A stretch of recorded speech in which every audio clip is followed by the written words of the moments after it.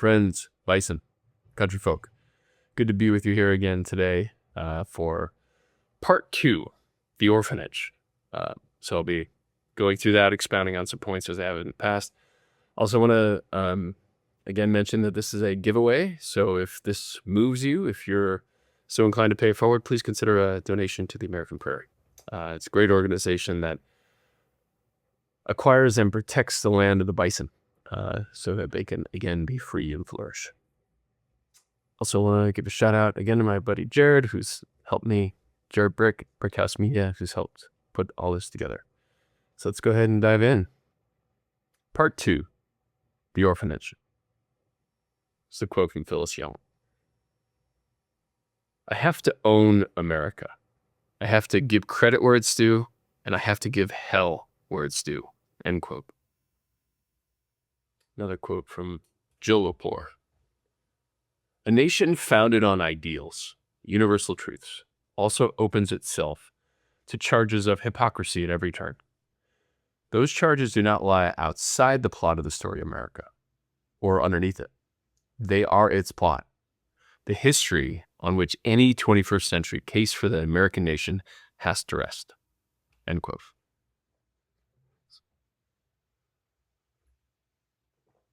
So I'll pause here for a second.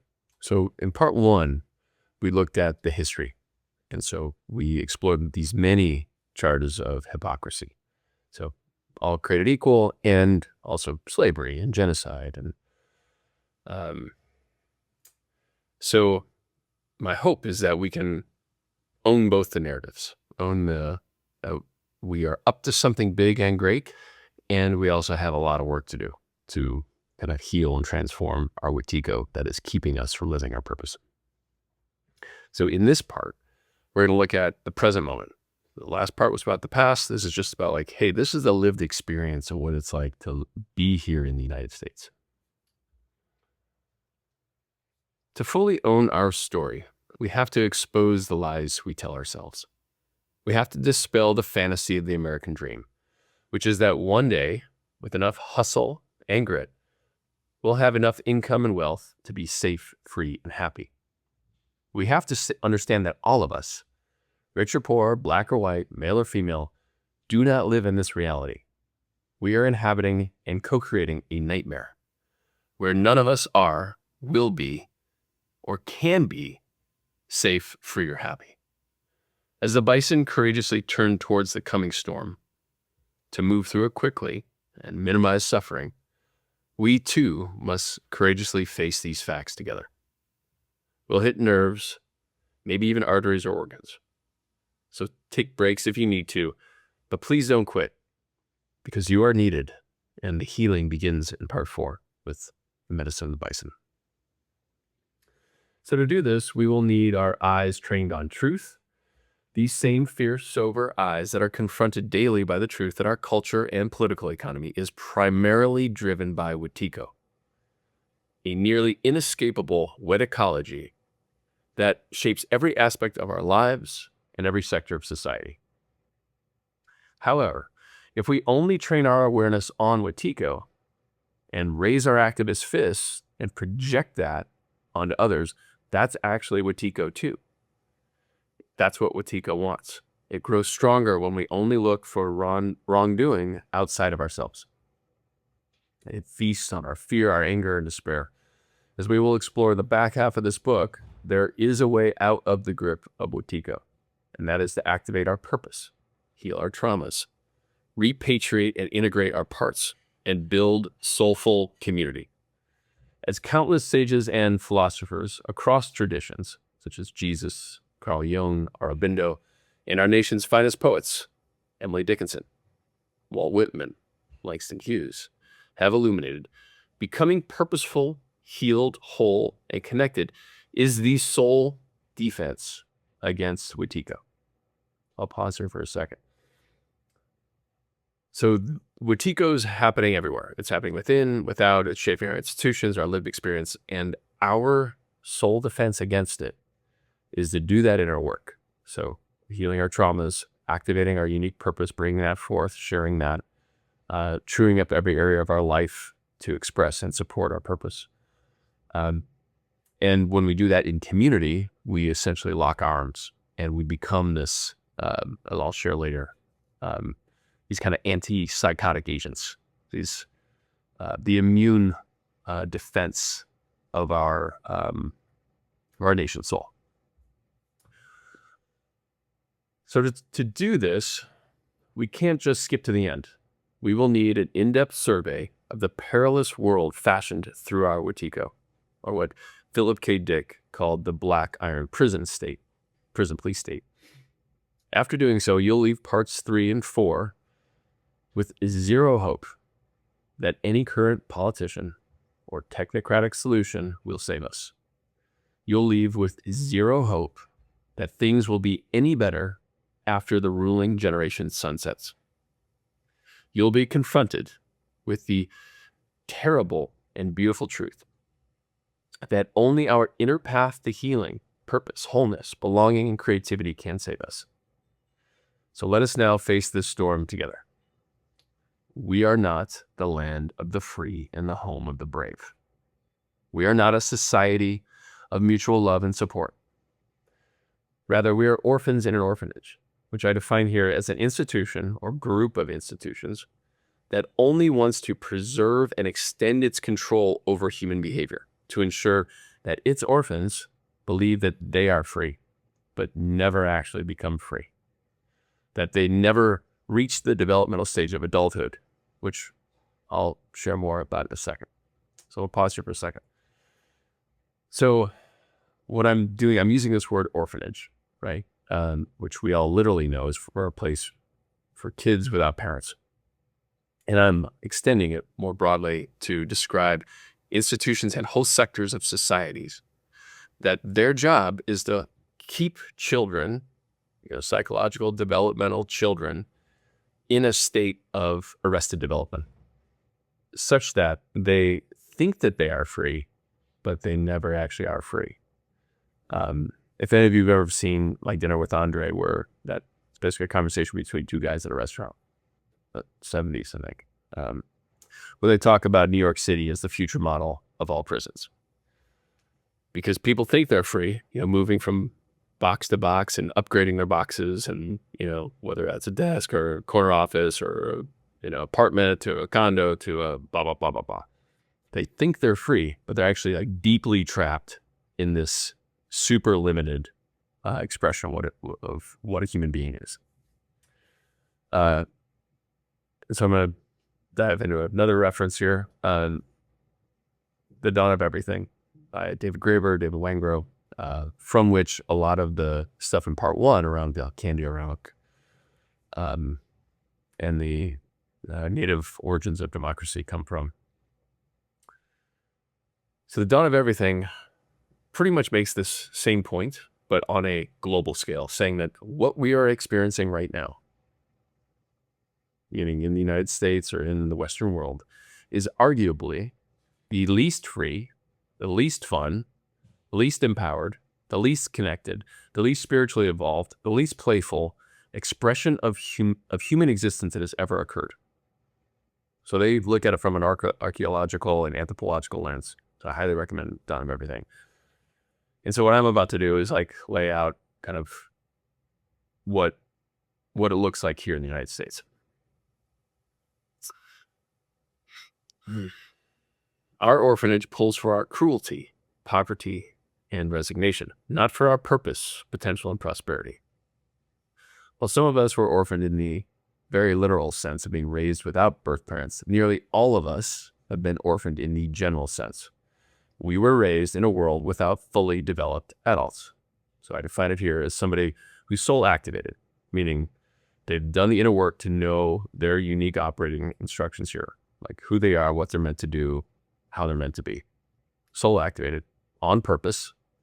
They're healed, meaning they've done a good measure of their inner healing from childhood, so trauma healing, and ongoingly healing through regular, whether it's therapy, men's, women's circles, and becoming whole and ever more whole. And they are a human over the age of 30, which 30 might sound like an arbitrary number, but it's not. That's when our neocortex, this part up here, that's responsible for abstract reasoning, morality, self-concept, when that part actually fully matures. So we're not actually biologically, cognitively mature until our late 20s at the earliest. And for some, it's much, much later. Next piece of being an adult is that you are enmeshed in a soulful community where it's not just you on purpose, not you with soul activation and heal and holy, but everyone else is somewhere on that journey too. And you're experiencing every area of your life. So, health, home, finances, career, community, spirituality, in explicit and increasing alignment with your purpose over time. So that means your purpose and each area of your life that is supporting and expressing your purpose with increasing integrity over time. So that's an adult, based on my understanding of developmental psychology, comparative religion, all that. Obviously, we don't share that definition in society. It's either 18 or 21 or some legalistic term that means obviously nothing. It certainly doesn't mean 13 when you get bat mitzvah or go through confirmation. So we're talking about developmental adults, folks who have achieved the full physical, spiritual, cognitive, psychological, moral expression of adulthood. So because few of us have met such a person, almost all of us, myself included, have failed to be initiated into adulthood by adults. But rather, we have been molded, so shaped, but not initiated, by psychological adolescence. Or as Robert Bly, who's a mythologist, poet, terms our fellow siblings. So I'm going to share an extended quote here from Robert Bly. Quote, "I use the phrase sibling society to suggest a culture fundamentally without fathers, mothers, grandfathers, grandmothers, or ancestors. The thinking is horizontal. The sibling society is the flattening out of the previously democratic society. Democratic culture doesn't exist without highly informed citizens capable of thinking well. And if you have schools in which 40% of the people coming out of them cannot make change for $1, you don't have a democracy. You have a sibling society." I'll pause here. So what he's saying is that you can't have a democracy without adults in it. So the orphanages work to keep us not adults, not possessed of our own purpose and values, living it, becoming American fully, and therefore incapable of actually making a good decision at the voting booth. We have to get to this developmental stage of adulthood and actually vote, to say, this is what we want. Otherwise, it's just babies and children saying, I want this, I want that. So I'll continue. So adolescents believe that the world belongs to the living, or more particularly to the living people their age. So they feel within their rights if they destroy the canon, or rewrite fairy stories, or act like red guards. An elder is someone who understands that the world belongs to the dead. The dead made this world. We didn't make it. They made the poetry and the songs and the customs. The ancestors are very much invested in the children because the children are the ones who are going to continue the world that the ancestors made. When an elder turns to face the dead, that means he turns and finds himself facing the children. To me, the hope lies in adults forgetting about their retirement and turning towards the adolescents and helping pull the adolescents over that mysterious line drawn in the ground into adulthood. If we don't do that, the adolescents are going to stay exactly where they are for the next 30 or 40 years. End quote. So what Bly is saying, elders, in this case, this is 2025. This means people who are old, boomers mostly, need to become elders. So they have to do a bunch of inner work to establish themselves first in adulthood and then elderhood, and then reach down and start to pull the psychological adolescents over the line through, he calls it mysterious line drawn in the ground, but through some initiatory pathway, which is one of the reasons why I love the Mankind Project and its sister organizations, Woman Within and Her, because they do that. They They have crones and elders pulling adolescents into adulthood, into sovereignty, in the possession of their purpose, their soul, healing, holing. So if you want to jump the gun and go ahead and sign up for one of those weekends, please do that. So in this sense, we have all lost something essential. We have lost decades to our prolonged adolescence, having surrendered our life force to the orphanages. We've lost the sacred connection to ourselves, each other, and our ancestors in the land. We must accept that in a myriad of ways, we are all Goonies, latchkeyed and betrayed, abandoned and forgotten. We've been left to our own devices to struggle in the tunnels of a nation that pulls for our demise. We've been orphaned, skipping from foster home to foster home, by which I mean junior high to high school to college, from halfway house to halfway house, from employer to employer, or town, city to suburb, from dating app to partner and back again, seeking to gain something real and permanent, seeking some surrogate for our souls. And we fill this giant hole in our lives with anything that makes us feel something, with whatever the next thing is, whether it's reckless behavior, screens, overwork, sex, alcohol, fandom, hobbies, drugs, consumer goods, travel experiences, just like this, wetiko, fill the hole, fill the hole, fill the hole. The result is that we're trying to win this wetiko monopoly game.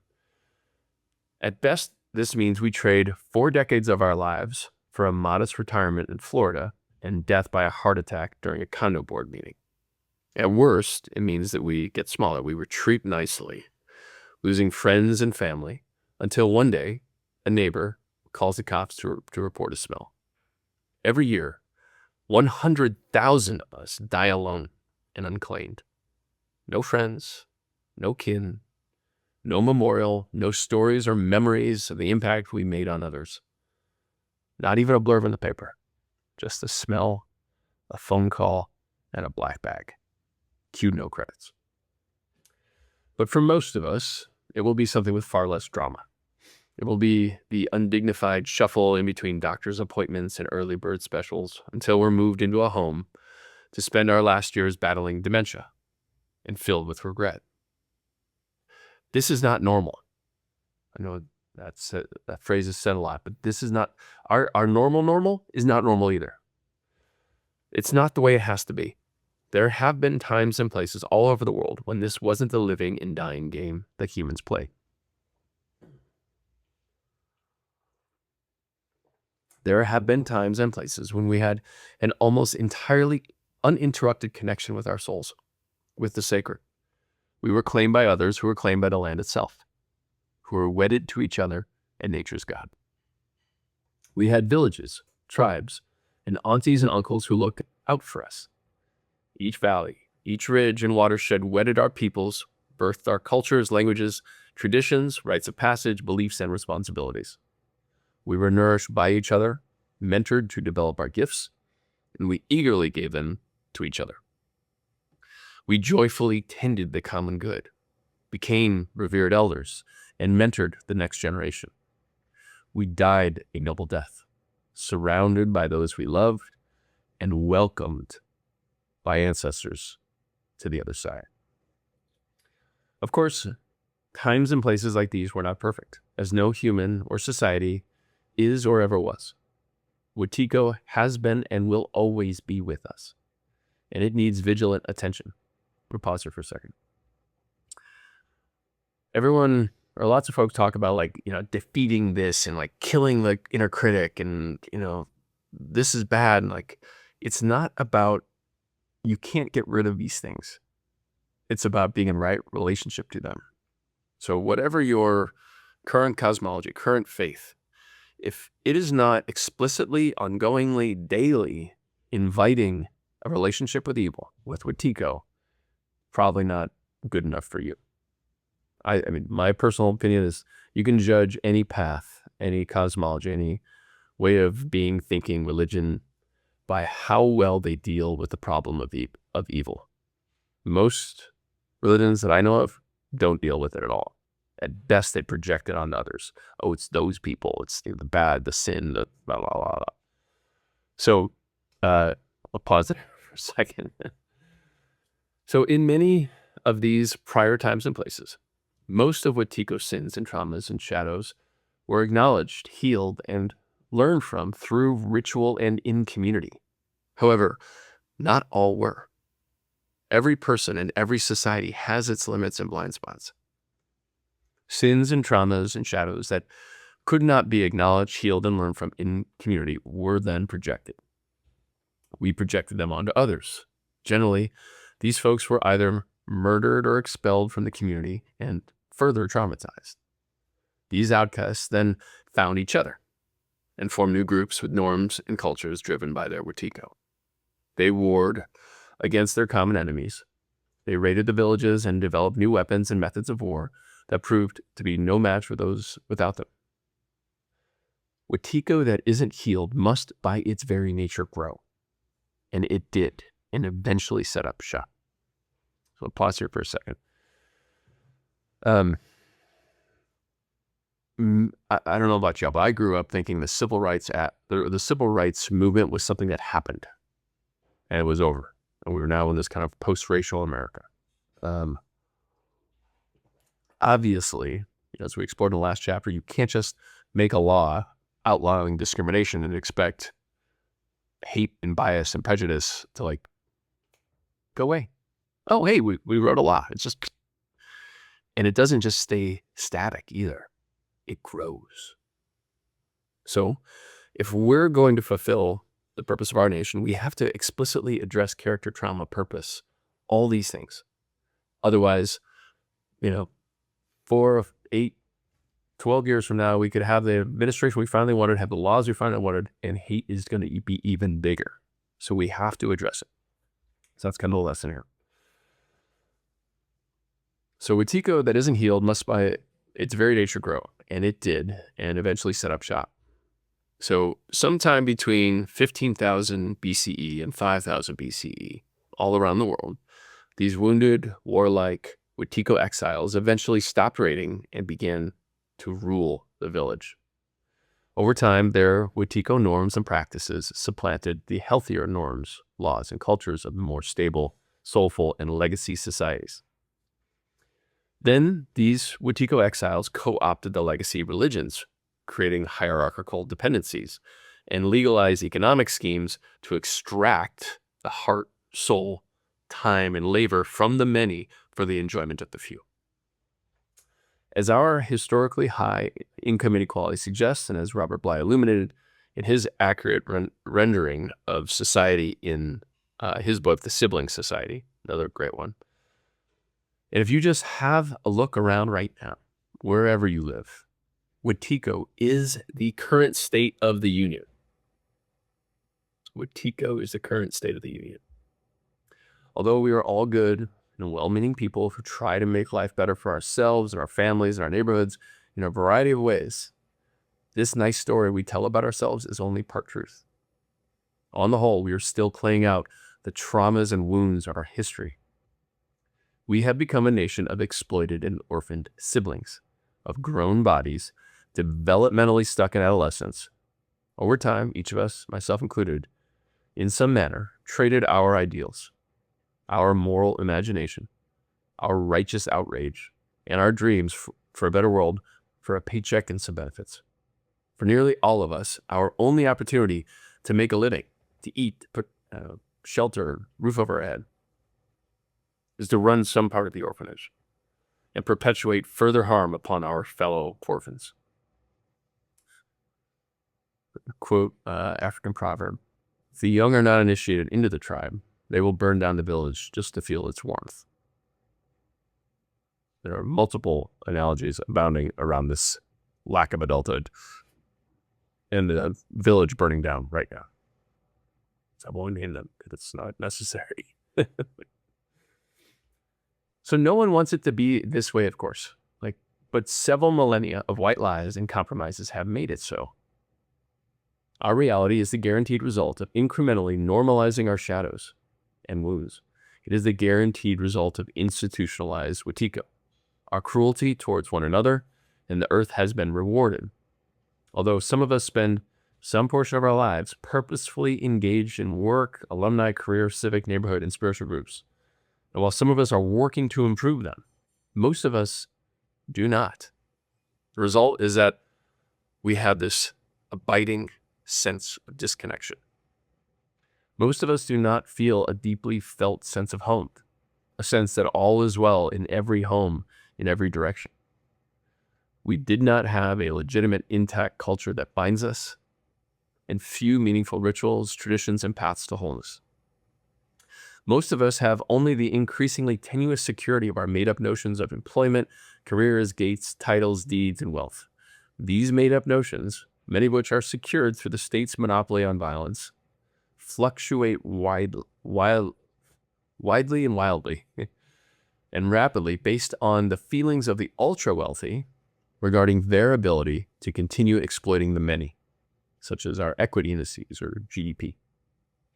Suffice to say, wetiko has taken us very far off the trail of democracy. We've lost the scent of the Kayanekawa. Life, love, liberty, equality, and happiness. We've lost the plot. The only plot is that of the orphanages themselves. They continue as a highly coordinated, mutually reinforcing trauma perpetuation machine that generates ever greater numbers of wounded orphans, all of whom are dependent upon the orphanages for survival. If we no longer wish to be pawns on this chessboard, if we want to break free from the grip of wetiko, our first step is to acknowledge the countless deals our ancestors made and that we keep honoring. This will require the courage and the fortitude of the bison. Yet, as Upton Sinclair observed, quote, "It is difficult for a man to understand something when his paycheck depends on him not understanding it." So what I mean is that what we're going to explore is going to question the validity of your career and probably all the available careers. So just know that like there's going to be a big thing of resistance. Like, well, what am I supposed to do? What am I supposed to do? It's just acknowledge that fear, set it aside. We can deal with it later. But just know that it's going to come up if it hasn't already.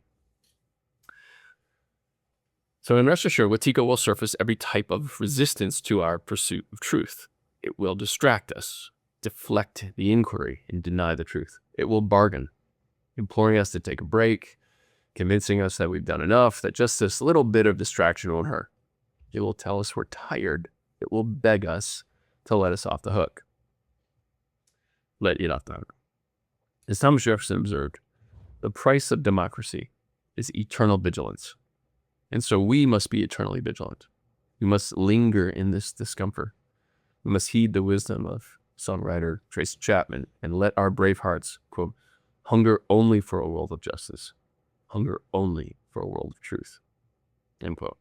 If we can courageously sustain this inquiry, that we will find, quote, the hope to dream, a hope that I can sleep again and wake in the world with a clear conscience and clean hands, end quote. So you don't know this song, All That You Have Is Your Soul by Tracy Chapman. Check it out. It's one of my faves. Especially her live version of it from the Oakland Coliseum. So let us now bravely examine our network of mutually reinforcing orphanages. Big business, finance, politics, military, criminal justice, education, experts, religion, households, healthcare, media, and nonprofits. But first, it is important to acknowledge that these orphanages have produced and still so produce some good things. For example, big business still makes great home appliances and computers. Finance does really, gave us small business loans and risk analysis. Politics gave us civil rights, Social Security, the Environmental Protection Act. Our military defeated the British, the Confederacy, the Third Reich. It also practices universal health care.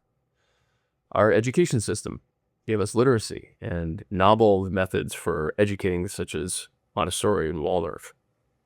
Our experts have, like scientists and so forth, have given us cell phones, NASA, renewable energy, water treatment solutions.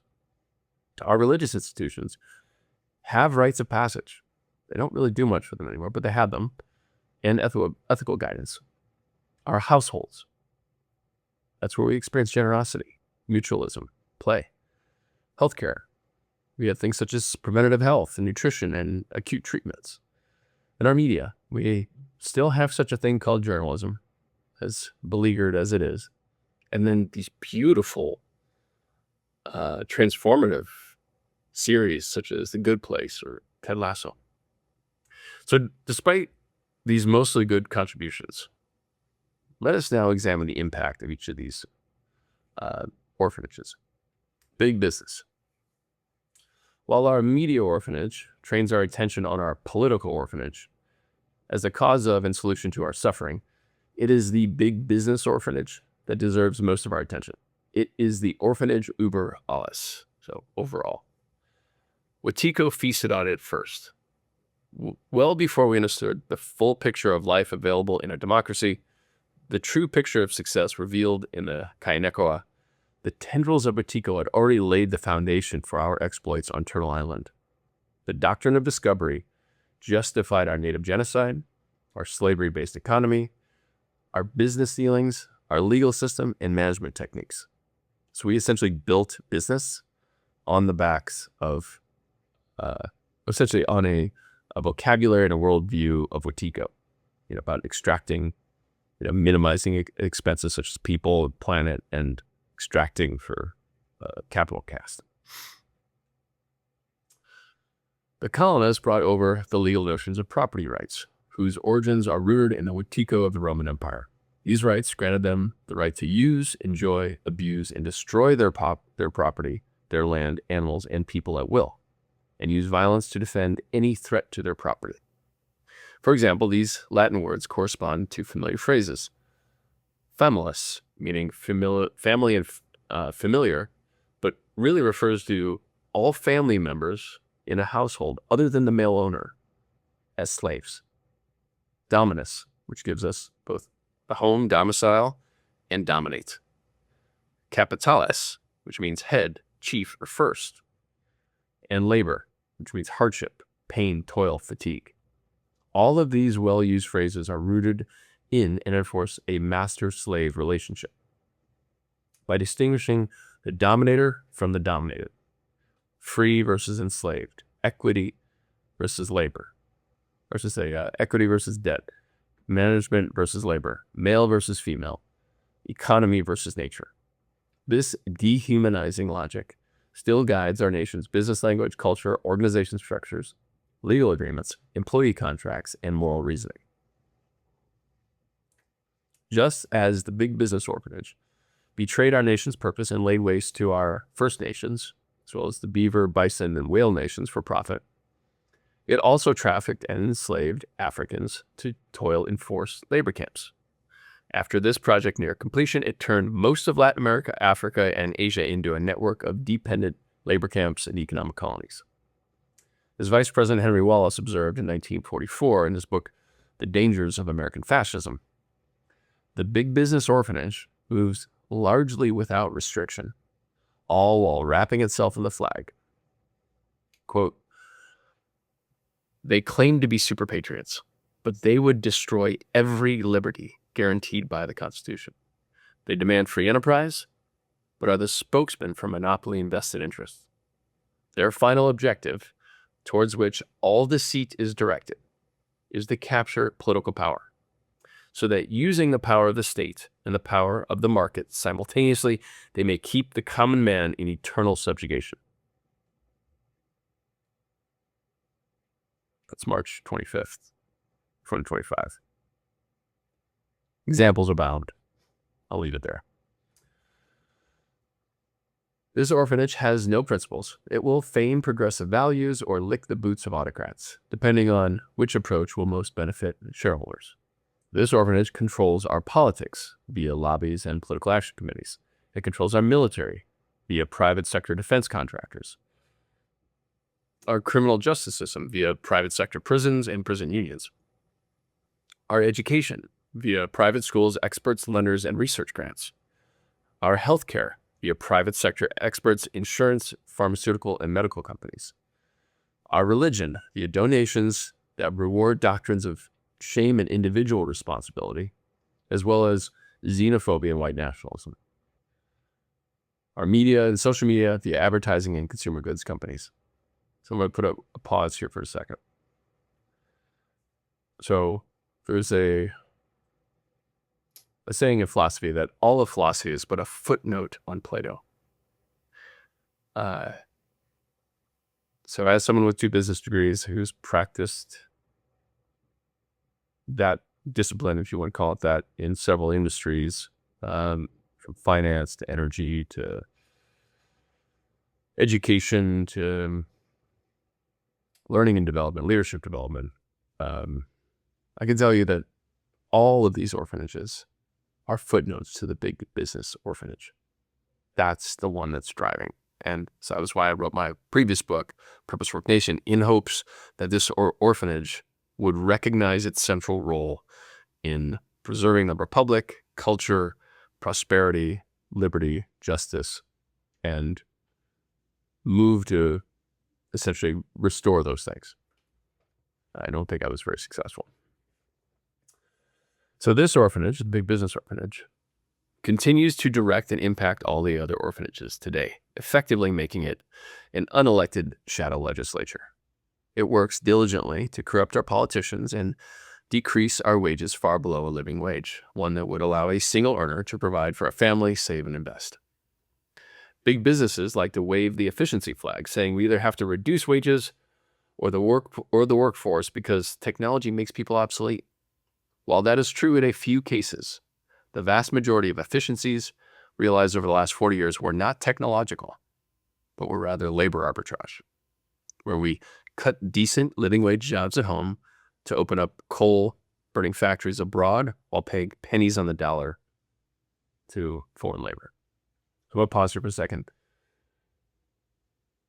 Odds are that's not as true today as it was when I wrote this, meaning if you're listening to this anytime in 2025, 26, 27, odds are you're like, ooh, AI just destroyed half the sectors we're about to talk about. So historically, it hasn't been technology, even though that's been the narrative, but it's looking like it actually might be going forward. So I just want to note that, it's not perfect.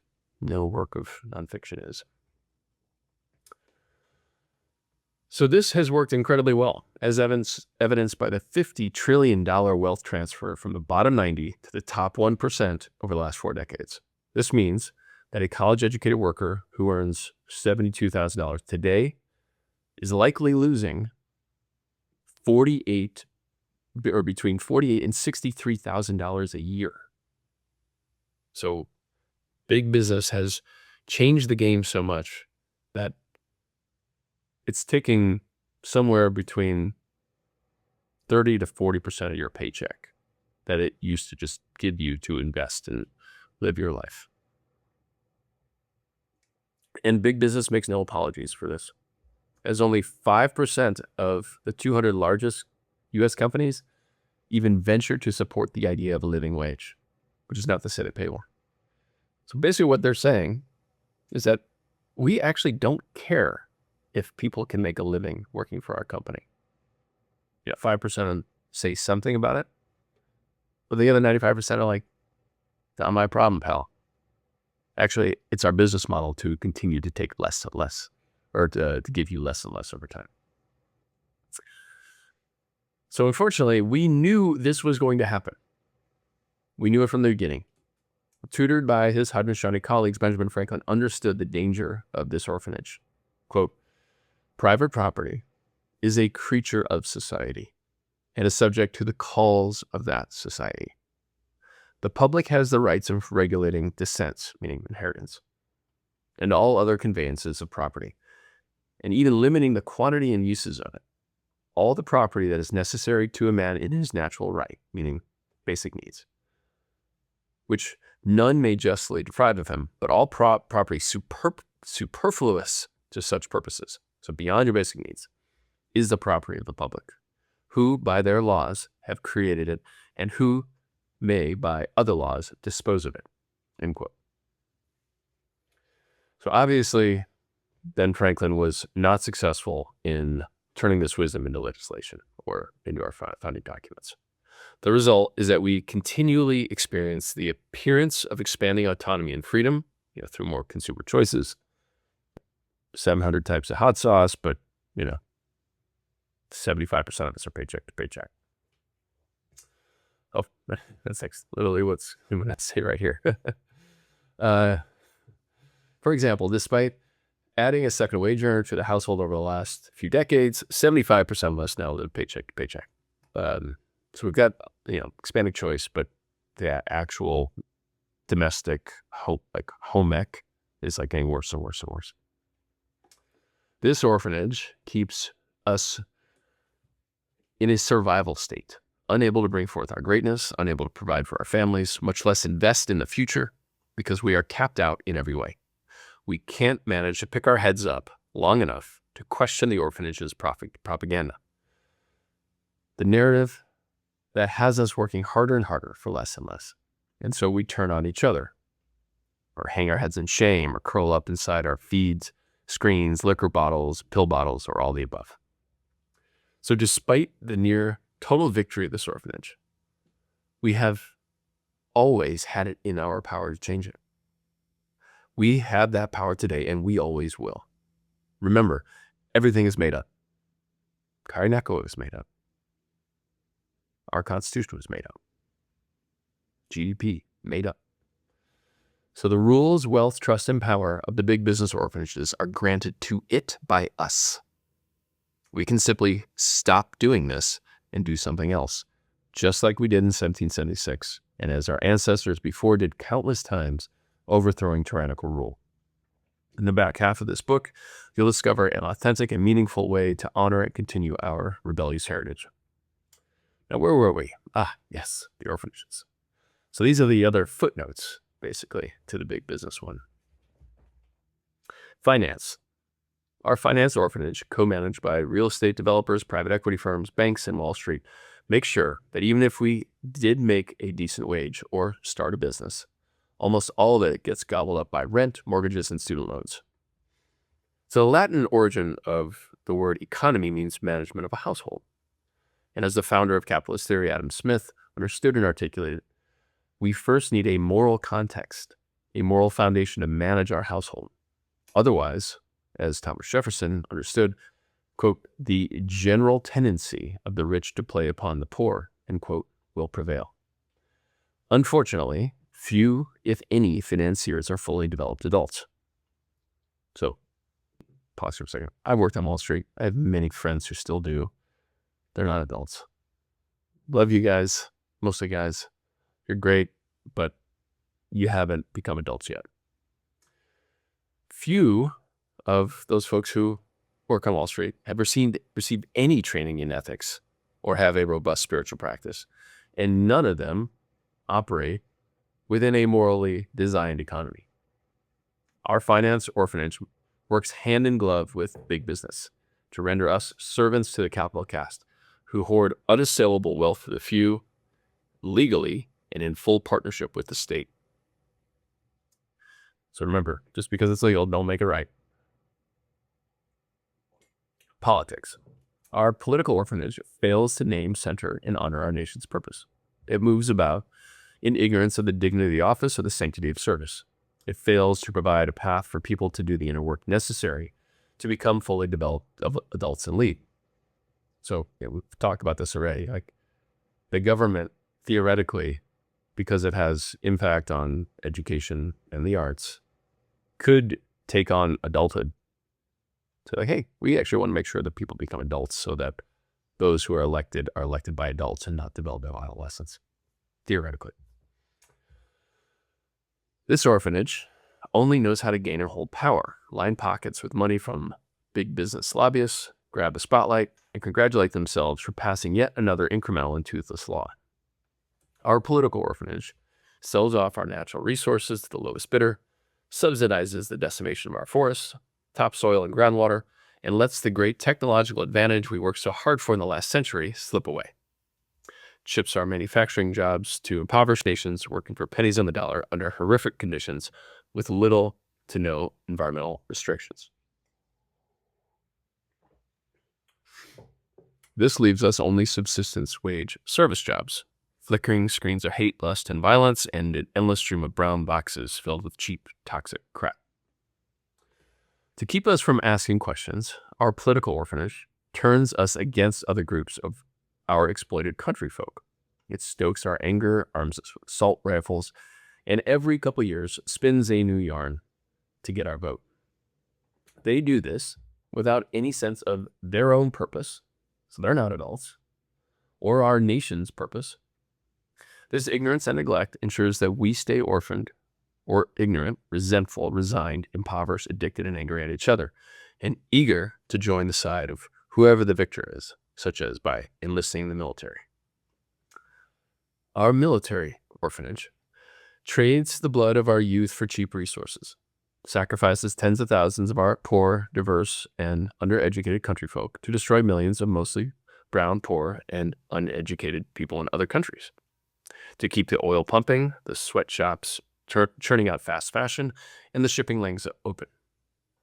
Our brave men and women of service come home not to a hero's welcome, but to a hollowed-out place, a caste system separated by overpasses and freeways. They question if it was worth their service or the sacrifice of their friends, or if any of it was ever real. They come home traumatized and struggle more than most to simply live, much less thrive. All too often, they find themselves staring down the barrel of a gun or needle or sitting in a jail cell. I'm going to pause here for a second. I think fairly well known that, it's like something like 22 veteran suicides a day. I think it's probably 2017-ish, maybe 2018. Went down to deliver a purposeful leadership program for the Marines at, what was the name of the base? It's in San Diego. I'll think of it in a sec.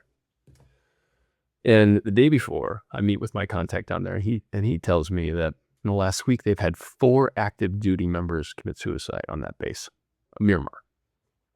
Talk, you punks are going to Myanmar. So it was, so he tells me that 4 in the last week.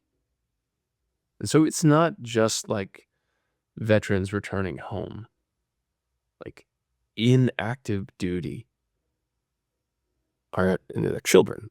These are 18, 19, 20-year-old kids who, for whom the military was their best option, killing themselves. And that was during a time of peace, relatively. Granted, we've been active war throughout the Middle East, but so it was just on the base in San Diego, Myanmar. Yeah, I don't know where I'm going with that, but it's terrible. It's got to stop.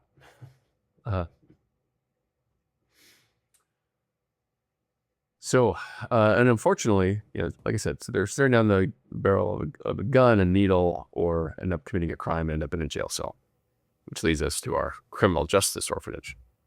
Our criminal justice orphanage profits from our crimes of poverty, keeping us poor, shackled, and dependent.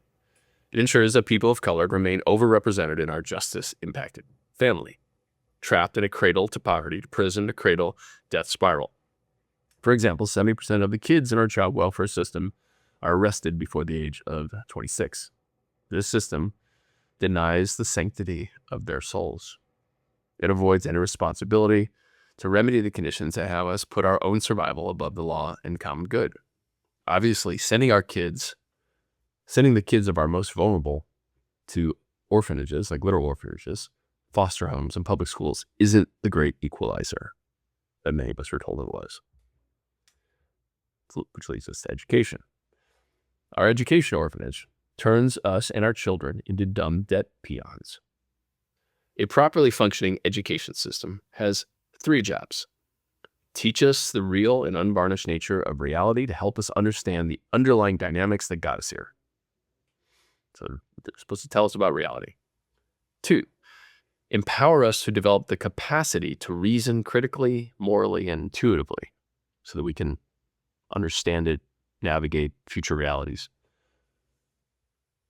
And 3, help us discover who we are, our unique purpose and values, our talents, so that we can authentically move into relationships, society, and careers. Our education orphanage receives a failing grade at all 3 levels.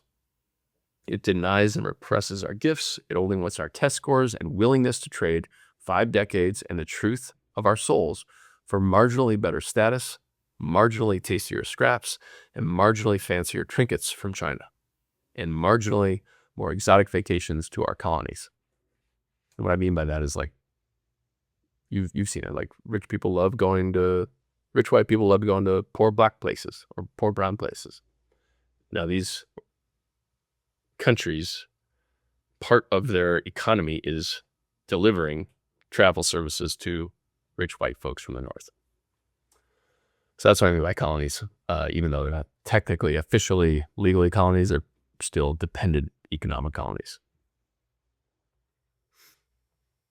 And some of us go on to receive pieces of paper with the letters PhD in exchange for a couple decades of obedience, only to find that jobs for people with this piece of paper are extremely scarce. So they do what they can to advise other orphanages and add words like consultant or trusted expert to their LinkedIn profiles. I've been guilty of such. Experts. Our expert orphanage, co-managed by academics, economists, consultants, and behavioral psychologists, talks a big game and asks us to trust them and denies us the power of our soul's gifts and our joyous role in creating a better life and nation. It believes that only experts can fix the problems of the orphanages, the ones that tortured and oppressed them, and upon which they depend to remain in their marginally superior caste. Our economists gin up fantasies disguised as numbers and sworn as truth. They trick us to believe that our 8 to 10% inflation is only 2 to 3%. Pause for a second. If y'all haven't checked out shadowstats.com, you should. Basically, every administration doesn't like, over the last 50 years, doesn't like what the inflation number is because, there's part of this extraction from the bottom 90 to the top 1%. So they change how it's calculated. They're like, oh, yeah, that doesn't look good. Let's remove gas. Let's remove food. Let's remove housing from that number. So they keep changing how it's calculated so that we keep thinking it's a low number. But whereas we're operating in essentially what is, an inflationary scheme that we really only see in places in Central, South America, Africa. So we're tons of inflation. You think it's bad? It's way worse. So the GDP, so they exalt GDP growth, S&P 500 growth, while our wages remain flat and our housing, healthcare, and education, transportation costs skyrocket. They measure our job growth by how many of us are driving for Uber or DoorDash. And it's working really well, with 3/4 of us now hustling paycheck to paycheck, and generally with like 2 incomes in that household. And all of us pounding vices to escape the lies we tell ourselves, burning the candle at both ends makes us all sick eventually. Which leads us to our healthcare orphanage, which is co-managed by insurance providers, healthcare systems, biotech, and the pharmaceutical industry. It feasts on the 97% of us who live unhealthy lifestyles and the 75% of us who are overweight or obese. So it ignores the causes of our diseases and profits from our illnesses by only treating the symptoms of our profoundly sick society with addictive drugs that expedite our demise and exorbitant pills or bills that bankrupt us. Well, luckily, we can always prey on it. Religion. Begin with a quote from Russell Means, the Oglala Lakota leader of the American Indian movement. Quote, "No state, no church, no vested interest has ever wanted people to have strong souls, because a person with a strong spiritual energy will inevitably be a rebel." End quote. Consider that. So we move in. Our religious orphanage skims the top off of our meager winnings to build castles while preaching that all the dysfunction of our world is due to our personal moral failing. If we only pray harder, or turn our cheeks more frequently, and fill the basket more generously, then life won't suck. I'm laughing because I just saw what our current faith leader asking for $1,000 a head. But I mean, the White House faith leader. Can't make this stuff up, folks. Where were we? Well, or while they know better, as each religion has a soul activation path, they deny us these paths. They tell us that by ignoring our own dreams and desires and submitting to a faraway God, he will provide. Well, has he? Nope. And deep down, we know it. We need more than moralizing rhetoric and promises of the afterlife. We need our dreams, desires, and dignity to be fulfilled here and now. But these things threaten our dependence on clergy, so they simply tell us to pray on it, to toe the line, and fill the basket. If we're dissatisfied with the incoherent cosmologies and unattainable moral purity they peddle, then we can always reject religion and turn to science or the crusading journalists for the sobriety and safety of objective truth. Our news media orphanage stokes our fears, herds us into factions, and convinces us to point our fingers and assault weapons at our brothers and sisters. All to keep the news bleeding, the ads running, and the piles of worthless ecocidal must-have trinkets extracted, produced, shipped, marketed, bought, delivered to our doorsteps, and trashed in landfills. Luckily, there is a way to fix this orphanage and all the others. We can start a nonprofit. Our nonprofit orphanage pulls at our heartstrings and begs us to help them stop the other orphanages who decimate the planet and dehumanize us as their normal course of business. Their strategy? Give them our money and time to lessen some of the suffering for a short while. While they are very much aware of the aforementioned interlocking system that makes life less and less secure every day, they choose to focus on making a symptom or two a little less painful for those impacted. This isn't to say they aren't acutely helping. They are. But they aren't solving the root cause of the problems. As Anand Girandas revealed in his book, Winners Take All, nonprofits are primarily a luxury item, a humanistic identity label that gives those of us who are marginally more wealthy a moral self-license to continue our wetiko behavior in other areas of life and in the orphanages we run. Let me pause here for a second.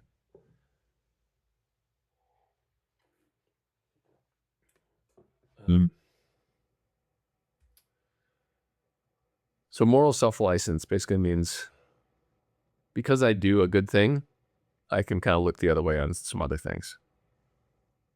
We all do it. I do it. Because I ride an e-bike, I can have a hamburger every now and again. Because I work so hard, I could have an extra scotch at the end of the night. That kind of thing. So that's what I mean by that. So nonprofits are not the solution to any of our problems, but rather the evidence of a failed state, of a nation that has drifted far from its purpose. A nation in the grips of wetiko and on death's door. If we find these orphanages too complex to understand or too heartbreakingly broken to fix, we can simply ignore it all and just focus on raising our families. Households. It's no surprise that our homes must also be orphanages. In the face of all the other orphanages that shape us, how could our homes not be? Our parents rarely acknowledge the dignity of our souls. They could not offer us the compassion, curiosity, or resources to help us discover our soul's purpose. And it wasn't their fault. They and their parents, their ancestors, didn't have any time or money to attend to the matters of the soul either. Our parents didn't have their souls acknowledged, loved, nurtured, and stood for by their parents. They also had unprocessed trauma and mortgage payments. Regardless of their lack of fault, this is still a grave betrayal of human dignity and of our birthright. It is a breach of the ancient contract between parent and child. Because most parents are hustling and grinding in hopes that the hustle and grind will one day end with something other than a heart attack and a condo board meeting or a black bag and a phone call, we are raised less and less by our parents and more by our feminized and racialized economic underclasses, our teachers, our nannies. as well as our media orphanage and the other orphans in our schools, neighborhoods, companies, and online. All of us are effectively latchkeyed kids, unseen, untutored, and uncared for, simply because our parents never became fully developed adults themselves.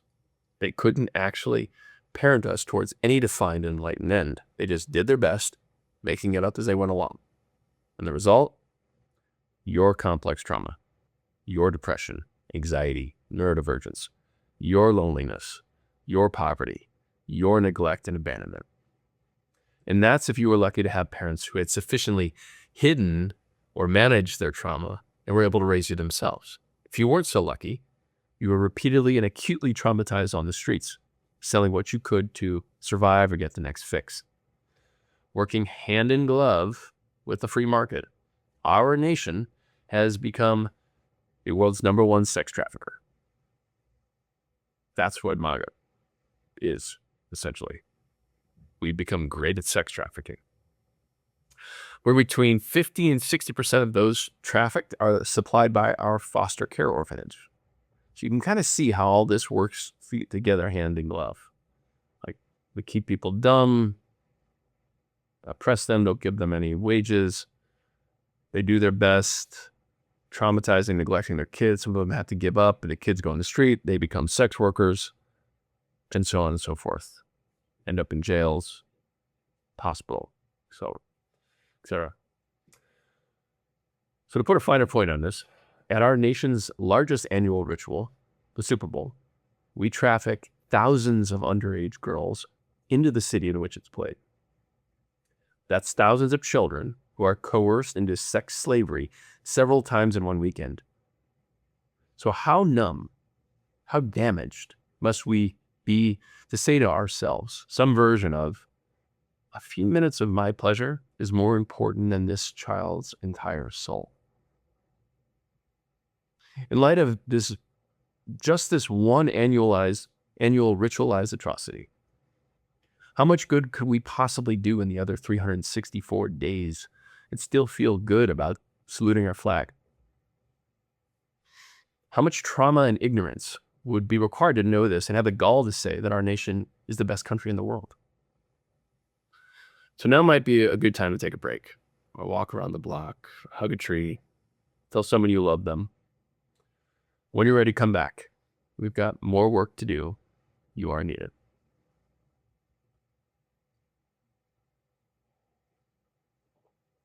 I'm serious. Please go take a walk. Come back. All right, welcome back. Our country pulls for our weakness, our apathy, our resignation. A death by 1,000 cuts puts it lightly. Our country is not a beacon of freedom and prosperity, but an orphanage, a halfway house, a cage match over scraps taken from the most vulnerable members of our human family. To move forward, we must accept that our way of feeling, being, knowing, and doing things here does not fulfill our purpose. All of it is beneath us. On some level, each of us knows it. We feel the divides, the poverty, the discrimination, the political opportunism, and the gridlock. The hopelessness, the deep soul ache of living in a nation unmoored by ancestors, unmarried to and unguided by a vision for a shared future. We feel the inability to make clear moral choices. We desecrate our purpose in our homes, careers, on the road, at the market, and in response to our many crises. To move forward, we must never forget that we are indeed orphans. We must own that wetiko has disconnected us from who we are. It's not just the wealthy, big businesses, and Super Bowl rapists. It's all of us. Every day. With this sad and sober truth, we can begin the process of reparenting ourselves and generously extend grace to each other wherever we are on the path to healing, growth, and connection. This reparenting process requires that we heal our wounds, activate our purpose, and seek the mentorship of genuine elders. It requires that we build and be nourished by community, develop rituals and traditions, and care for ourselves, families, communities, and land in a manner befitting of our dignity and the beauty within our souls and of our great national purpose. To move forward, we must refuse to succumb to despair. We must stand firm in the faith that we are, like all who came before us and those who will come after us, good but imperfect people, charged with a great task. We must trust that it is only our wounds, shadows, ignorance, and lack of vision and path forward that is in the way of our destiny. We must acknowledge that just as wetiko cannot function without our consent, we can also consent to live inside a more life-giving idea. So here's the summary points. The lights are on. We now know Wetiko's institutional footprint, our network of orphanages. The orphanages reward us for hurting ourselves, each other, and our children. To flourish, we need a full-scale transformation of every sector of society. So the reflection discussion questions are, which of the ways we've been orphaned have impacted you most? Can you forgive those who harmed you? Can you forgive yourself for harming others? What do you need to transform in order to forgive yourself and others? Thanks for joining us. You can see more at bisonmedicine.com. And if this has been meaningful to you, you want to pay it forward, please make a donation to American Prairie. See you soon.